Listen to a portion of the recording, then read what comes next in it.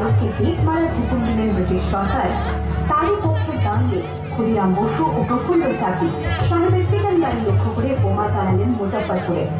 সাহেব নিহত হলেন না, তবু নাবালক ক্ষুদিরামকে ফাঁসির হুকুম দেওয়া হলো।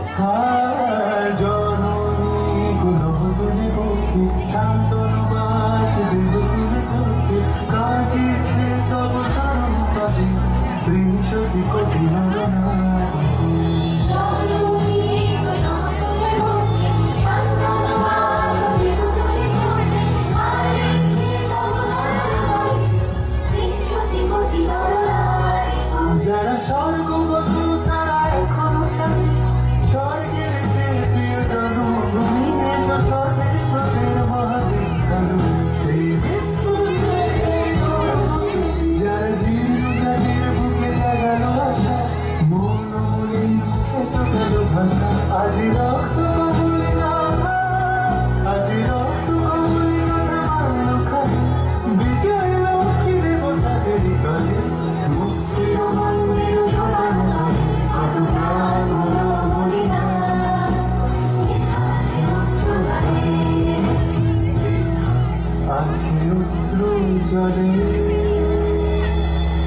9 সেপ্টেম্বর 1915 ইংরেজদের সঙ্গে সম্মুখ সমরের স্বাধীনতা ছিনিয়ে নিতে অস্ত্র আনার পরিকল্পনা করেন যতীন্দ্রনাথ মুখোপাধ্যায়।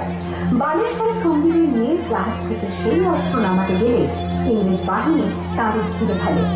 বুড়িবাদলের তীরে লড়াই বাঁধে বিরাট ইংরেজ বাহিনী বনাম বাঘাযতীন ও তার 4 সতীর্থদের। এককালে শুধু খোঁজালি হাতে যিনি বাঘ লেগেছিলেন, সেই বীর সেদিন লুটিয়ে পড়লেন। আমি হাসি হাসি পড়ব ফাঁসি দেখবে ভারতবাসী ও মা হাসি হাসি পড়ব ফাঁসি দেখবে ভারতবাসী একবার বিদায় দে মা ঘুরে আসি। 18 এপ্রিল 1918 মাস্টারদা সূর্য সেন ও তার 65 জন শিষ্য মিলে পরিকল্পনা করে চট্টগ্রামে ব্রিটিশ পুলিশের অস্ত্রাগার লুট করেন এবং তারপরে লুকিয়ে আসেন এক জালালাবাদ পাহাড়ে। এর 4 দিন পর ব্রিটিশ বাহিনী খুঁজে বার করে মাস্টারদা ও তার সঙ্গীদের। সেদিনের অস্ত্র সূর্য ছিল সূর্য সেনের রক্তে